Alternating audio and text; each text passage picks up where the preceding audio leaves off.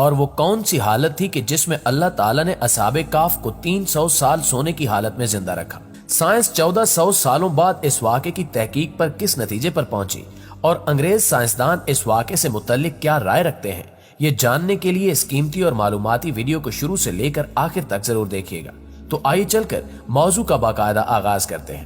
ناظرین گرامی، اللہ رب العزت سورہ کہف کی آیات میں ارشاد فرماتا ہے، وہ جوان غار میں جا رہے تھے تو کہنے لگے کہ اے ہمارے پروردگار، ہم پر اپنے ہاں سے رحمت نازل فرما اور ہمارے کام میں آسانی کے سامان مہیا کر۔ تو ہم نے غار میں کئی سال تک ان کے کان پر نیند کا پردہ ڈالے رکھا، یعنی ان کو سلائے رکھا۔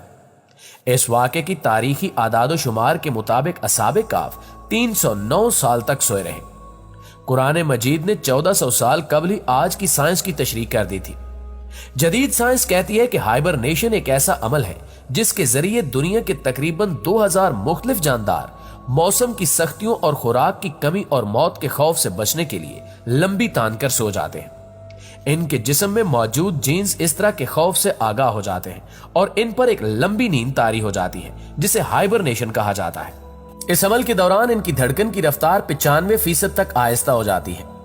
سانس سیکنڈز کی بجائے منٹس میں چلتے ہیں۔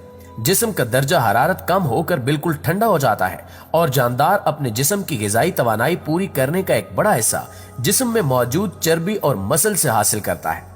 خوراک یا چربی سے توانائی حاصل کرنے کے اس عمل کو میٹابولزم کہا جاتا ہے۔ اس طرح یوں کہہ سکتے ہیں کہ سوئے ہوئے جاندار کا میٹابولزم انتہائی سست ہو جاتا ہے۔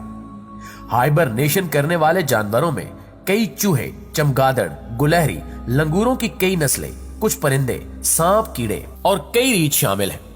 ہائبرنیشن کرنے والے جاندار خوب کھاتے ہیں تاکہ موٹے ہو کر اپنے جسم کے اندر چربی بنا لیں جو ہائبرنیشن میں توانائی دے گی۔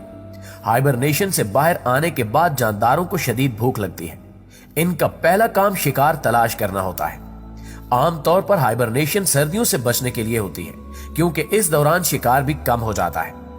آج تک کی سب سے لمبی ہائبرنیشن چمگادڑ کی ہے جو 344 دن یعنی 1 سال تک بنا کچھ کھائے پیے سوئی رہی۔ پیارے دوستو، سائنس یہ بھی ثابت کرتی ہے کہ ڈی این اے کے سیلز کے کنارے پر کروموسومز ہوتے ہیں۔ وہ سیل کے تقسیم کے وقت کم ہو جاتے ہیں اور ان کی تعداد کو لیبارٹری میں ٹیسٹ کر کے کسی جاندار کی باقی ماندہ زندگی کا اندازہ لگایا جا سکتا ہے، مگر ہائبرنیشن کے دوران ان کو انتہائی کم تیزی سے کم ہوتے دیکھا گیا ہے۔